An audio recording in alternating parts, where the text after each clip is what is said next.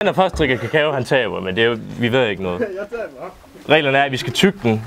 Eller det er reglerne ikke, men hvis I ikke tygger den, så får I virkelig ondt i maven.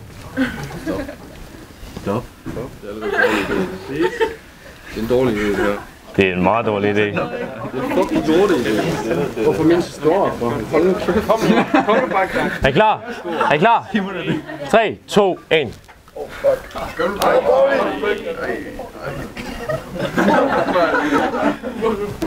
Det smager godt. Gjort han det mad. Nej, jeg bliver sådan ikke. Øj. Han sidder bare. Du må ikke vide dig i øjnene. Jeg er ikke glemt. Tag en til. Meget sur. Sur. Lille smule stærk. Medium salsa. Føler jeg den. Gør det lyset. Vi sidder det knok. Se Bjørn. Han er ikke en rød i hovedet, men han sidder bare. Det er ikke så. Det er ikke du kan Bjørn. Tykker Bjørn så helt op.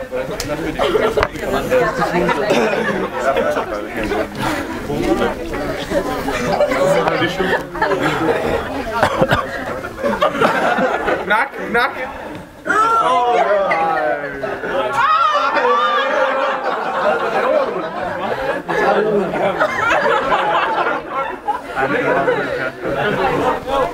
Ja. Bjørn, drik det der lort.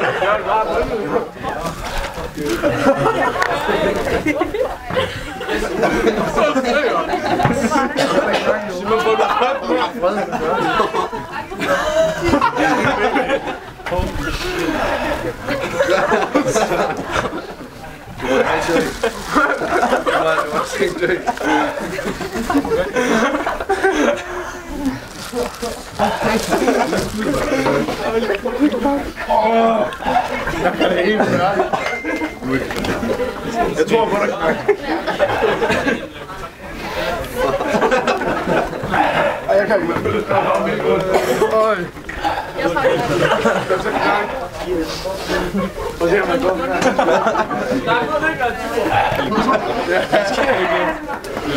Hold ud, Rune.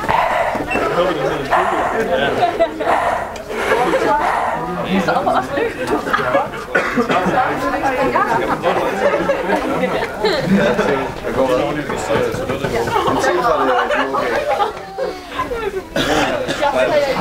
Kom nu, Frede. Det er kraftigt med dem. Jeg skal have det her film. Jeg vil have Runes tid.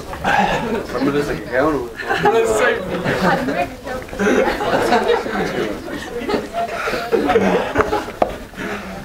Bjørn tager den klart. Rune kigger den der.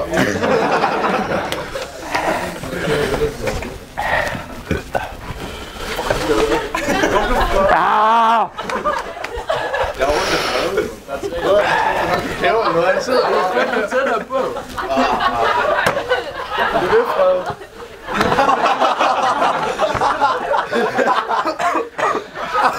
Frede, kom nu, Frede.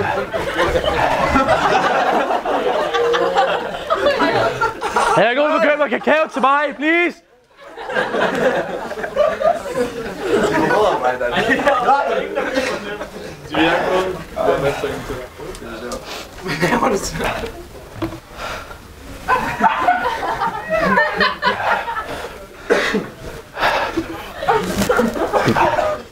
Fuck.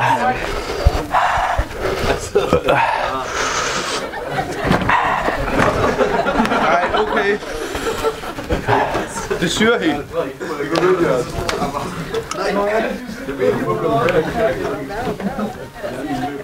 Tak. Det er en god time, hva'? Jeg tror, jeg tager hjem. Hvad de skal have? Hvad de skal have nu? Hvorfor gør vi det her? Kom nu. Det der køb har man kakao.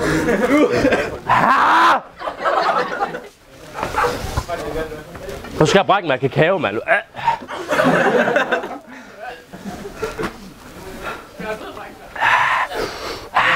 Hold nu ud!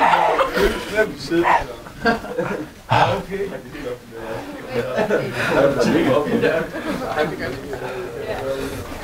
Jeg skal i hvert fald ikke hjemme og lave dansk nu. Håber du søren af. Det skal jeg nok leve langt nu. Fuck, det er stort, mand. Flyt dig, Bjørn.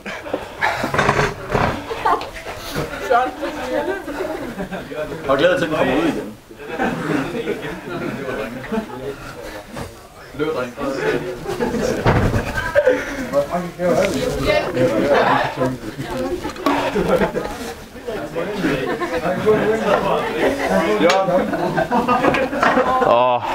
Du er en skat. Rasmus, vil du give kæve til mig? Efter. Vil du enten give kæve til mig? Er du god ved det? Så du har? Ja, skud. Skal vi gå ud og... Skal vi gå ud og... Kalde et... Jeg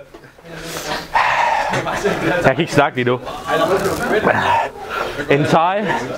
Vi står lige, og så går vi ud og får noget vand i hovedet. Her, kom nu. Altså, det er ikke stærkt med, at du ryster meget. Må jeg smage? Må jeg smage? Det er der, når man har fået stød i albuen eller sådan noget. Fuck, det var godt. Du har noget papir. På det. Du vil gerne købe. Jeg skal ikke kæve til mig. Jeg giver. Fuck, er du en elendig klassekammerat? Nu var din mund hernede. Ej, hold.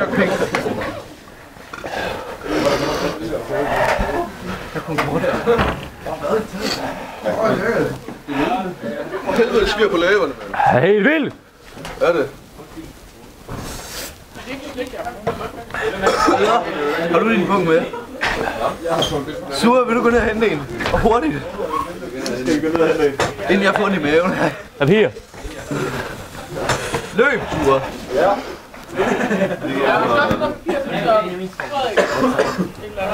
Og du prøver det med. Jeg brækker bare du.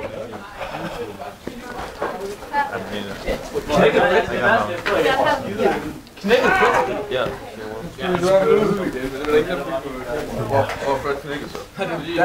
Hvordan det gik ned og købte dem? Vi skal have 5 minutter til aftenbøn. Var der nogen, der fik? Der er gået 7 minutter nu. 7? Jeg føles. Helt frisværet. Det bliver mest. Det er sådan en kold tyr. Fuck, det bliver ved. Hvorfor gjorde jeg det? Jeg har det dårligt i hver ved du. Jeg er ikke nogen, der kan hælde. Det er små. Ses, Alex. Ja.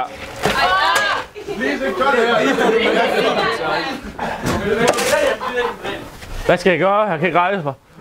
Det er ikke rigtigt nu, der kommer en lærer, okay? Den der rejser sig taber.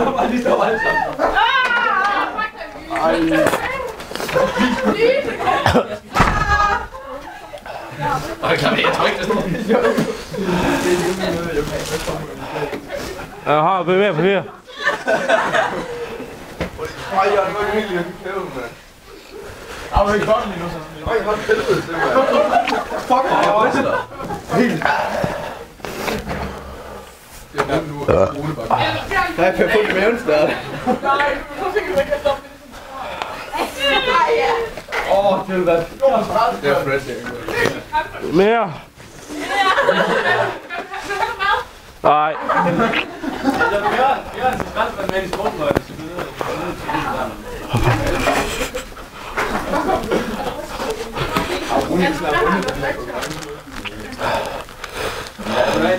hvem var den sidste, der havde gave? Det er alt nu.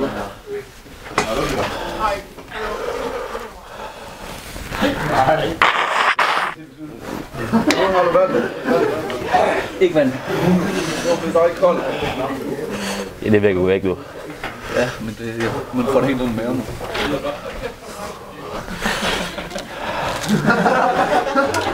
Du kan gå med dig. Det var sagtens det her.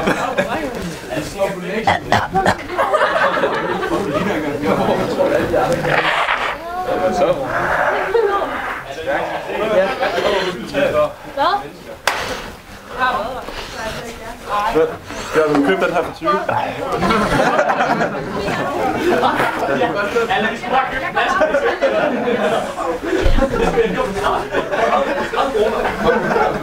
For helvede. Jeg venter til nok til folk. Det er jo helt med kop ryster. Så, man kan ikke kæve. Ja, 20 kroner.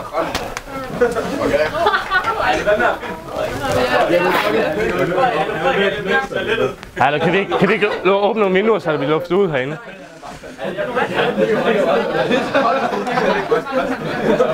Hvad?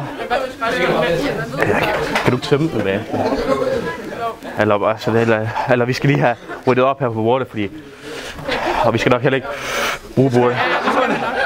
Vil du med sådan, Hvor? så du kan komme ud på toilettet og sådan noget? Hvad er det tabe? Jeg vil ikke tabe. Ej, er det kun derfor? Ja. Han er jo fucking bøsse op her.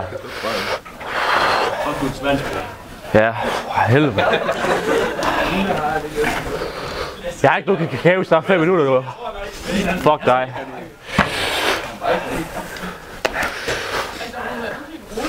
Nej, jeg ryster fandme også.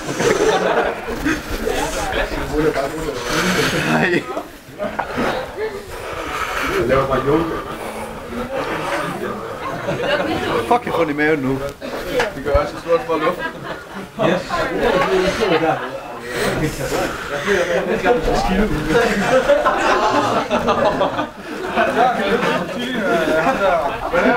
Hvad? Chili Claus. Og Frede, han er taget hjem. Han er kommet til dig.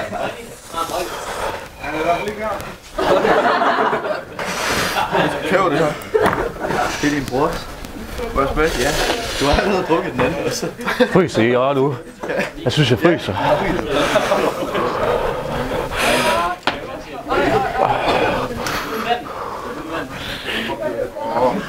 Okay, luk de der vinduer, det er fucking koldt.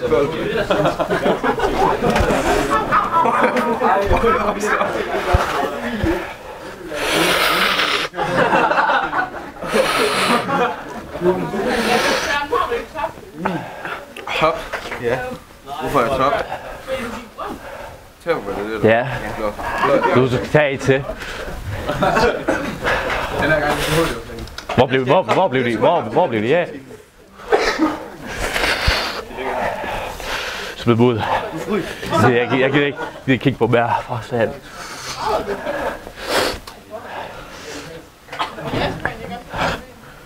Hej.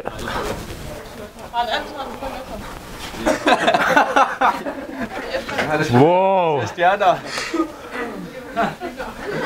Wow. Fuck, det er rigtig varmt. Wow. Det første var, jeg svæver på en bølge.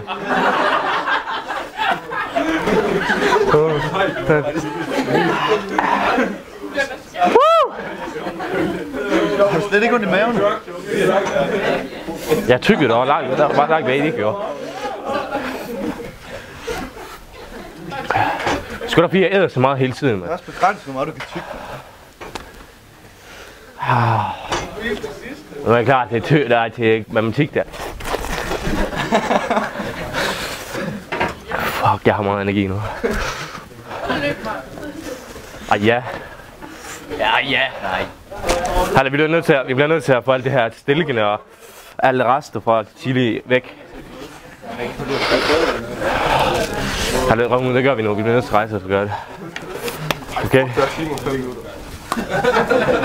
Fuck dig, du har drukket min! Nej, det er da ikke. Det er min, det her. Har du drukket min? Jeg har også drukket min anden, da. Han var fedt. Hallo, vi bliver nødt til at fjerne det. Inden Lille hun kommer, vi bliver nødt til at fjerne det her. Der var ingenting. Jamen, der er også bare de næste, der kommer. De kommer bare til os. Ja, vi skal vaske os fingre, ja. Ja. Men jeg har heller ikke rørt andet end mine fingre med mine fingre.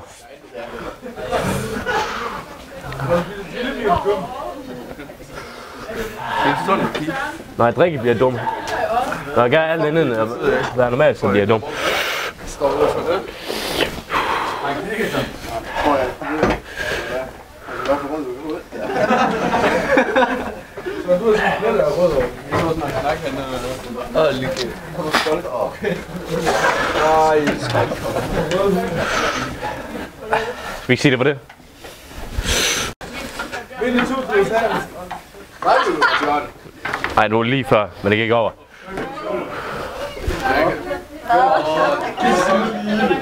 Simon gik lige. Hvad trådte han i? Jeg spyt. Han spytter på gulvet. Ej, han spytter på gulvet. Ej, det skal sgu da tørres op.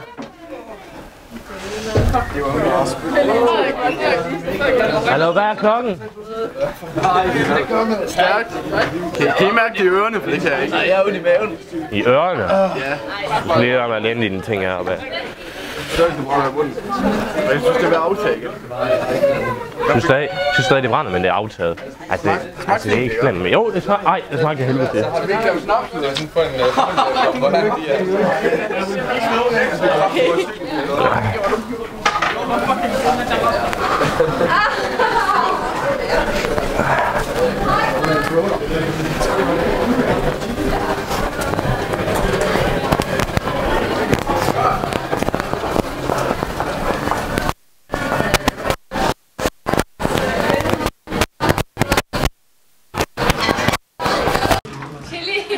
Ja, du vinder 2 chili, men lad os Retten til at spise det sidste. Fuck ja. Yeah. Så har du taget mere? Gør du det, Rune? Så er det. Kan vi? Ja, det. Nej, jeg gider Det er 5. ikke stærkt allerede nu. Nej, det er ikke stærkt, men det er klart ondt i maven. Er det ikke stærkt i munden mere? Nej, det har ikke været i lang tid. Det gør ondt i maven. Altså, jeg kan godt se en mere. Så lige giver du bare ekstra burner op i munden der. Det er det rareste. Rune, hvordan er mega det smagen? Den smagte af ost i starten. Ja, det gør den også de sidste gange. På et tidspunkt, jeg havde også det samme, jeg var i det samme stadie som Bjørn, hvor det føltes som om man svævede på en sky, det prikkede over det hele, og det var helt... Hvor ser begge to nu? Fuck, det kunne være godt. Nej, ikke matematik. Det passer, det var seriøst. Prøv at se, hvordan de er ved at dø. Nej, det er tomt. Prøv at se, hvordan de er ved at dø. Jeg kan godt se. De har kun i maven, du kan se. Rune ikke langstiller matematik, så du får en tegn. Jeg har det fint, Jeg tager begge. bare tag det. Tag bare. Challenge var det. Hvor blev Bjørn egentlig af? Samme sted som Selvet, så jeg ikke putte din madgør i højden. Det var fucking svært. Det er koldt. Det synes jeg var fucking svært. Det var vand. Jeg vandt ingenting. Ja, der var max rød. Hvor gør du det? Her. Hvor gør du? Og tager du rundt i øjnene på en. Så tager du det hurtigt i smadpakke. Går det, vi tager den her sardinvand. Det er fint stykke at køre i din madpakke. Vi overvejede at gøre det i ret, så jeg sådan kæmpe en sandwich. I går. Hvem hvad? Så sagde vi, to en, og så ville de skære den ud i sådan små stykker, så du ikke lagde mærke til, men bare så kort. Det har vi set, Ja, men det var, jeg så det først.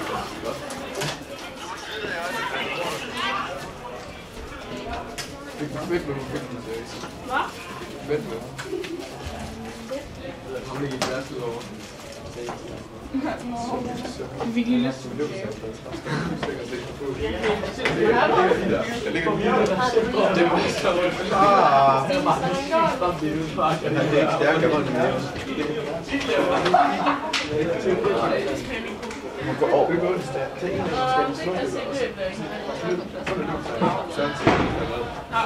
Så er der reaktion. Så får han igen.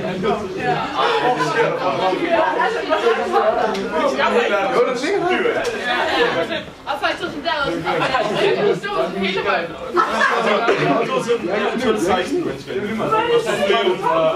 Eller Simon, har du en kniv? Vil du prøve? Nej, skal det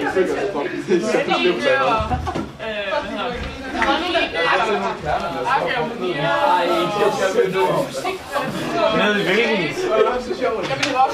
Nede i hvilken? Ej, det ville være ondt. Hallo Ida, han var der i klassen før. Hvem? Ham der den gode til atletik. Øj, nu har det her i hovedet. Ja. Jeg tror, det sviger lidt. Har du set den? Filmer den stadig? Skal vi se? Ja, det gør den. Ja, Jeg vidste det simpelthen. det gør det. Det var så farligt. Jeg har sgu ikke stoppet den, mand. Hvad regner jeg med? Hvor længe skal du ligge der? Jeg ligger bare godt. Jeg ligger faktisk lyder lige nu. Nu er det den der mindst død. Nej, de andre, det gør heller ikke ondt for dem der i morgen. Hvor er Frederik? Ad, hvor kedeligt. Har Frederik rejst? Det er skal gå hjem med Svend. Jeg ved ikke, hvor klokken er. Vi har taget en bil før cirka. Har du slet ikke ondt i maven? Har du ikke set det? Før der var det stemmer. Nu er det bare helt Det var der også. Så skal I drikke olie til, fordi chili er fedtopløseligt. Det er ikke vandopløseligt, men det er fedtopløseligt. 20 minutter, jeg har drukket kage. Der er også nok fedt i. Hvad fanden har jeg gjort i min taske? Starten kunne komme til at trække vejret, men det var sådan lidt...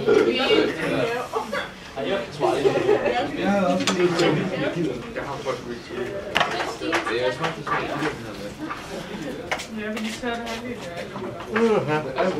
Hey. Jeg kan bare iskold. Jeg var bare derovre. Hold mig. 108 eller hvad? Det er det, vi har. Har I fundet fred? Nej, jeg ved ikke. Har I ikke været i maven? Jeg har ondt i mavetal, ligger på det. Så du lige gør det lige. Ja, jeg fandt på næsten. Sig mig, hvor mange af jer har lavet det nummer? Lidt for mange. Frederik, han er forsvundet. Det værste er, ikke? Og eftersmagen er så dårlig. Er den dårlig? Den smagte dårligt. Den er klam. Jeg har drukket en lille kæve. Hvad? Nej, den smagte dårligt. Smagte bare ud. Det smagte dårligt. Gammel Ole, rigtig dårligt. Åh, det er